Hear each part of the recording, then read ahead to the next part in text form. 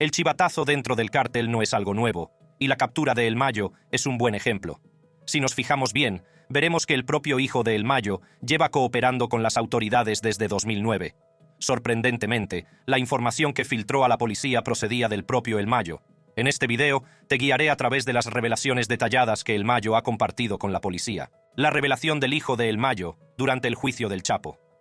Para entender las revelaciones de Vicente Zambada Niebla, primero debemos comprender cómo se introdujo en el cártel de Sinaloa. Nacido en un mundo de crimen y poder, la educación de Vicente fue todo menos ordinaria. Vicente Zambada Niebla nació en el seno de la familia Zambada. Su padre, Ismael El Mayo Zambada, ya era una figura prominente en el mundo del narcotráfico. Vicente creció rodeado de la riqueza y el poder, pero también de la sombra constante del peligro que entrañaba el trabajo de su padre. La región de Sinaloa, conocida por su accidentado terreno y su ubicación estratégica, se convirtió en el epicentro de las operaciones del cártel. Aquí comenzó la educación de Vicente en el mundo del narcotráfico. Desde muy joven conoció los entresijos del cártel y aprendió los secretos comerciales que más tarde definirían su vida. La introducción de Vicente en el cártel no fue un proceso gradual. Con solo 21 años, fue empujado a un puesto de responsabilidad tras el asesinato de Javier Díaz, el lugarteniente de Sinaloa a cargo de la plaza de Cancún.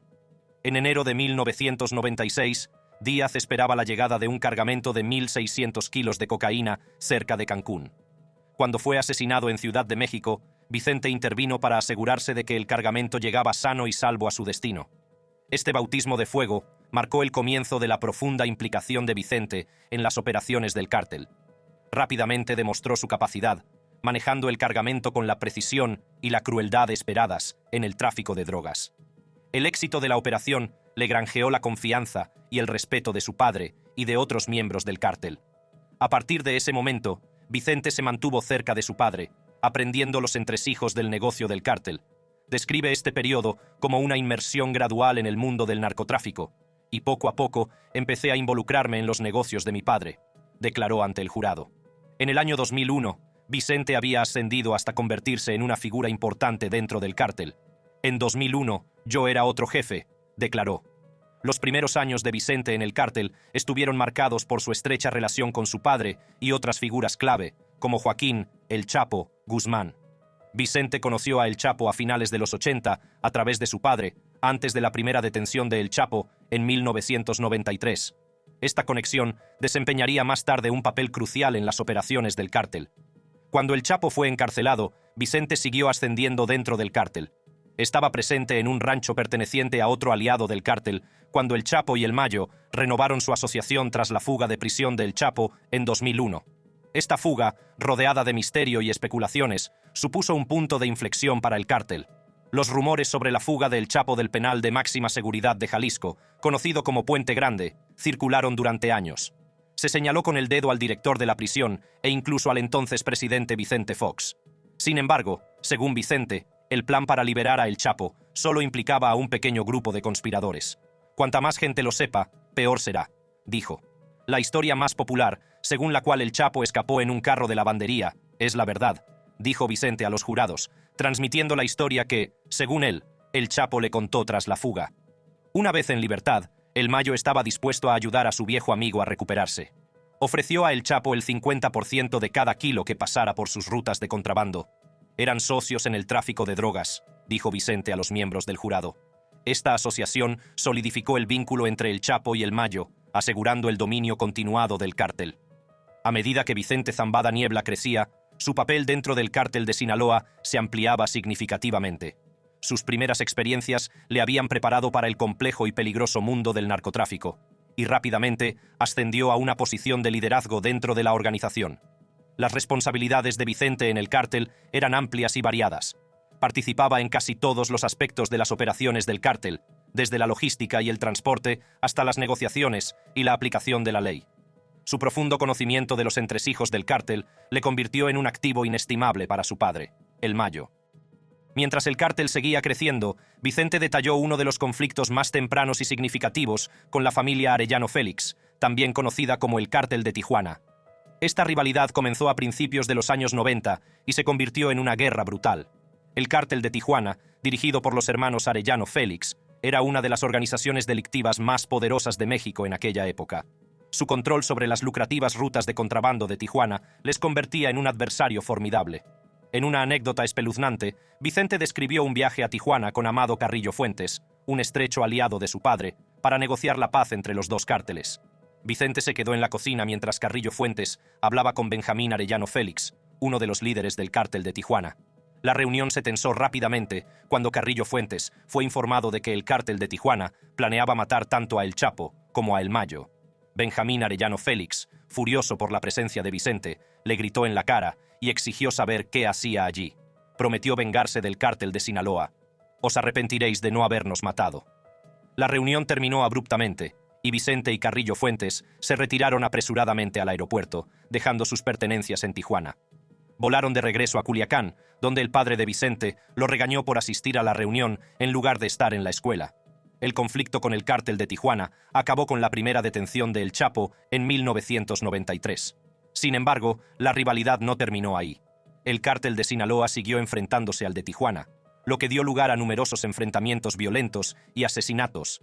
El papel de Vicente en estos conflictos consistió a menudo en mediar en las disputas y coordinar los ataques de represalia. Otra alianza importante en la que participó Vicente fue con la familia Beltrán Leiva. Esta relación fue crucial para las operaciones del cártel de Sinaloa, ya que les permitió controlar rutas clave de contrabando y mantener un suministro constante de drogas. Sin embargo, esta alianza también estuvo marcada por la tensión y la eventual traición. En 2008, la familia Beltrán Leiva se separó del cártel de Sinaloa y se alió con el cártel de Juárez. Esta traición desembocó en un conflicto violento y sangriento. Vicente relató cómo ordenó el secuestro, tortura y asesinato de un miembro del cártel rival, apodado Caimán, para obtener información sobre las operaciones de la familia Beltrán Leiva en Sinaloa. La implicación de Vicente en el cártel se extendió también a la corrupción de altos cargos del gobierno y el ejército mexicanos. Esta corrupción era esencial para las operaciones del cártel, ya que les permitía operar con impunidad y evitar el escrutinio de las fuerzas de seguridad.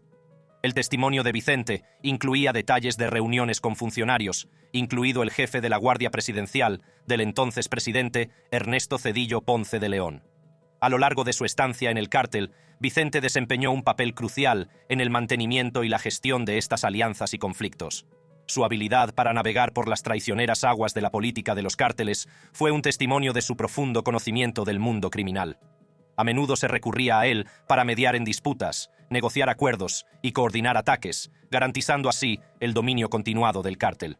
Sin embargo, las tornas empezaron a cambiar en marzo de 2009, cuando el Vicentillo fue detenido por las autoridades mexicanas. Su captura supuso un duro golpe para el cártel de Sinaloa, ya que se le consideraba una de las figuras más importantes de la organización. Extraditado a Estados Unidos, el Vicentillo se enfrentaba a una letanía de cargos, entre ellos tráfico de drogas y blanqueo de dinero. Su detención marcó el inicio de un nuevo capítulo en la lucha contra el cártel de Sinaloa. En noviembre de 2018, el Vicentillo tomó una decisión impactante que cambiaría el curso de la historia del cártel. Se declaró culpable de los cargos que se le imputaban y aceptó cooperar con las autoridades estadounidenses. Esta decisión fue una traición de primer orden, ya que proporcionó información detallada sobre las operaciones del cártel, sus actores clave y sus estrategias. Su cooperación fue una mina de oro para las fuerzas del orden, que llevaban años intentando desmantelar el cártel. El testimonio de El Vicentillo fue decisivo para conseguir nuevas acusaciones contra otros miembros de alto rango del cártel. Sus relatos detallados de las actividades del cártel, incluidos los envíos de droga, las operaciones de blanqueo de dinero y las tácticas violentas, ofrecieron una imagen vívida del alcance y la influencia del cártel. Esta cooperación no estuvo exenta de riesgos. El Vicentillo se había granjeado numerosos enemigos dentro del cártel y su seguridad era una preocupación constante. Sin embargo, ahora que su testimonio ha resultado crucial para la acusación y posterior detención de su padre, así como para el arresto de 2 de los hijos de El Chapo, la gente empieza a preguntarse qué futuro le espera al cártel de Sinaloa. Entonces, el futuro del cártel de Sinaloa. La detención de Ismael El Mayo. Zambada, cofundador del cártel de Sinaloa, ha sumido en la incertidumbre el panorama criminal de México. Su captura ha suscitado temores de violencia potencial, ya que las luchas de poder dentro del cártel podrían desatar el caos. Como uno de los capos de la droga más conocidos del mundo, la retirada de El Mayo ha dejado un vacío de poder que muchos temen que pueda dar lugar a guerras de sucesión, disturbios internos y enfrentamientos con grupos rivales como el Cártel Jalisco Nueva Generación, CJNG. La detención de Zambada está rodeada de misterio. Algunos dicen que se entregó a las autoridades, mientras que otros piensan que fue traicionado por sus propios socios. Sea cual sea la verdad, las consecuencias serán complejas. El presidente Andrés Manuel López Obrador ha reconocido la tensa situación, pero ha señalado que no ha estallado ningún conflicto inmediato entre las facciones del cártel. Una de las mayores preocupaciones es que la detención de El Mayo provoque una lucha de poder entre sus seguidores y los chapitos, los hijos de Joaquín, El Chapo, Guzmán. Estos posibles conflictos podrían desencadenar la violencia, ya que las diferentes facciones del cártel de Sinaloa luchan por el dominio. Los analistas prevén varios escenarios: una guerra civil dentro del cártel, disputas entre los leales a Zambada o incluso un enfrentamiento con el CJNG, que podría haber una oportunidad para golpear. Los últimos acontecimientos ya han sentado un precedente de violencia. Las detenciones de Ovidio Guzmán, uno de los hijos de El Chapo, en 2019 y 2023, provocaron reacciones violentas del cártel. En un notorio incidente, conocido como el Culiacanazo, los chapitos desataron el caos en Culiacán, demostrando su voluntad de contraatacar ferozmente. Esta historia de luchas internas entre cárteles, como la división entre los cárteles de Sinaloa y Beltrán Leiva, demuestra lo sangrientas que pueden llegar a ser estas disputas. A pesar de las preocupaciones, no se ha producido una ola de violencia inmediata tras la captura de Zambada. Varios factores han contribuido a esta relativa calma. Por un lado, el gobierno mexicano desplegó unos 400 soldados en Sinaloa como medida de precaución. Además, el CJNG, enemigo mutuo tanto de los seguidores de El Mayo como de los chapitos, aún no se ha aprovechado de la situación, lo que ha ayudado a mantener una paz inestable. Sin embargo, hay quienes temen que la situación pueda agravarse rápidamente. El cártel de Sinaloa no es una organización unificada, sino un conjunto de facciones diferentes, cada una con sus propios líderes y ambiciones. Entre ellas se encuentran los grupos liderados por Rafael Caro Quintero y Aureliano El Guano Guzmán, hermano de El Chapo. Las tensiones entre los seguidores de Zambada y los chapitos llevan tiempo latentes, alimentadas por las ambiciones de los hijos de El Chapo. Los hijos de El Chapo, Iván Archibaldo y Jesús Alfredo Guzmán, son conocidos por ser ambiciosos e impulsivos, rasgos que han llevado a algunos a especular que podrían haber desempeñado un papel en la caída de El Mayo. El abogado de Zambada ha insinuado una posible traición, mientras que otros creen que fue una rendición planeada. Los planes de sucesión de Zambada han sido objeto de especulación durante mucho tiempo. Sus hijos, Vicente, El Vicentillo, Zambada Niebla, Ismael Zambada Sicairos e Ismael Zambada Imperial, han sido preparados para ocupar puestos de liderazgo. Vicente, sin embargo, cooperó con las autoridades estadounidenses tras su detención y actualmente se encuentra en protección de testigos. Ismael Zambada Imperial, también conocido como Mayito Gordo, cumplió condena en Estados Unidos antes de ser puesto en libertad y deportado a México. El futuro del cártel de Sinaloa. La detención de Ismael El Mayo. Zambada, cofundador del cártel de Sinaloa, ha sumido en la incertidumbre el panorama criminal de México. Su captura ha suscitado temores de violencia potencial, ya que las luchas de poder dentro del cártel podrían desatar el caos. Como uno de los capos de la droga más conocidos del mundo, la retirada de El Mayo ha dejado un vacío de poder que muchos temen que pueda dar lugar a guerras de sucesión, disturbios internos y enfrentamientos con grupos rivales como el Cártel Jalisco Nueva Generación, CJNG. La detención de Zambada está rodeada de misterio.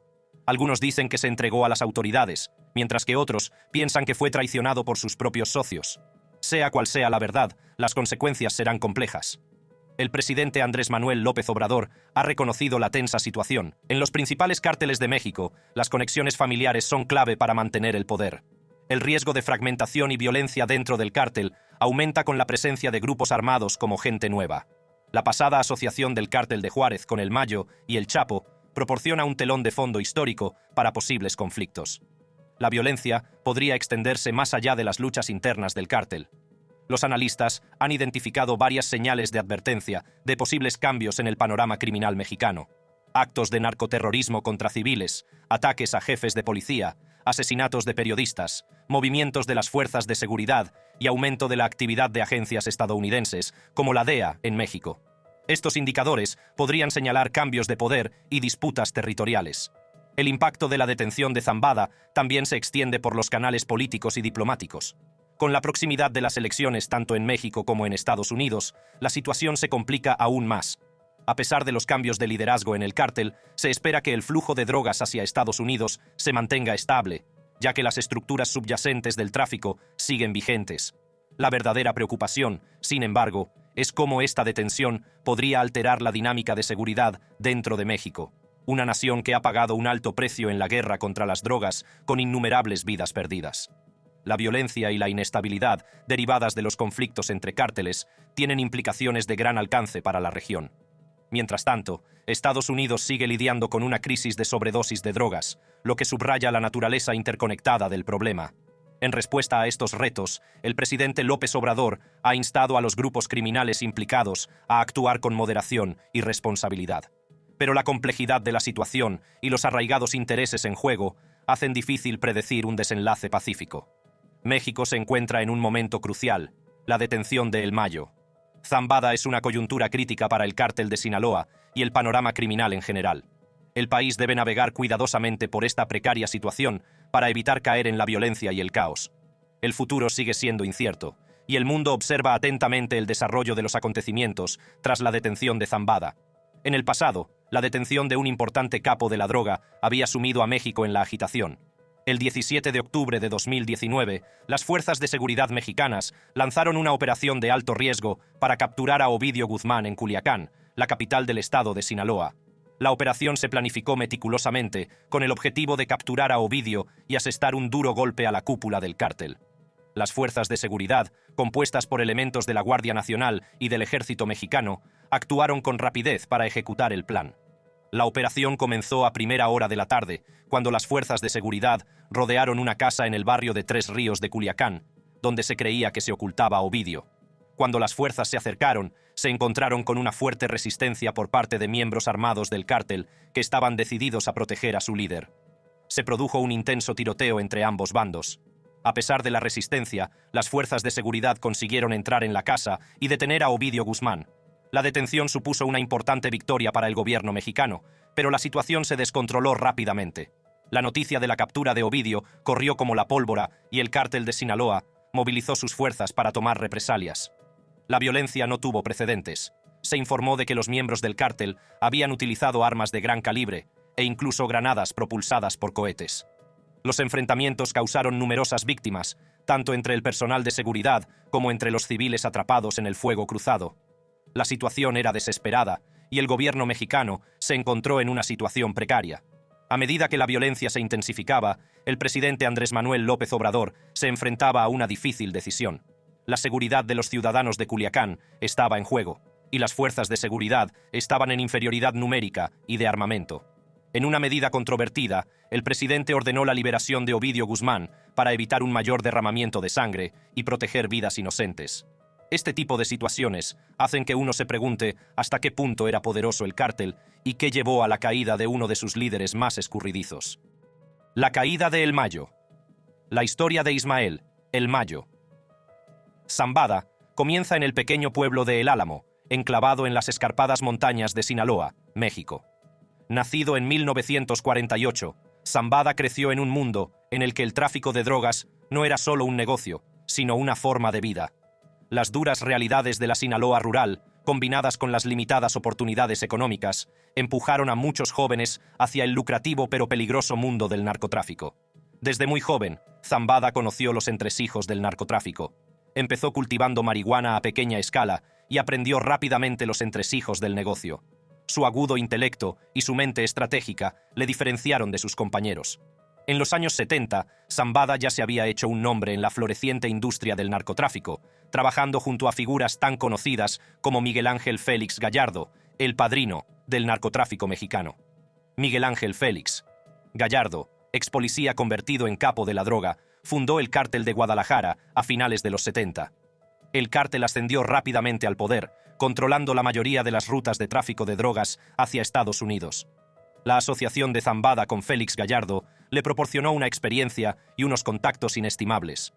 Ascendió rápidamente en el escalafón, convirtiéndose en un lugarteniente de confianza y estableciendo su propia red de rutas de la droga y contactos. Los años 80 marcaron un punto de inflexión en la carrera de Zambada. El cártel de Guadalajara estaba en la cúspide de su poder y Zambada desempeñaba un papel crucial en sus operaciones. Era el responsable de coordinar el transporte de grandes cantidades de cocaína, heroína y marihuana a través de la frontera. Su experiencia logística y su capacidad para eludir a las fuerzas de seguridad le convirtieron en un activo inestimable para el cártel. Sin embargo, el dominio del cártel de Guadalajara no iba a durar.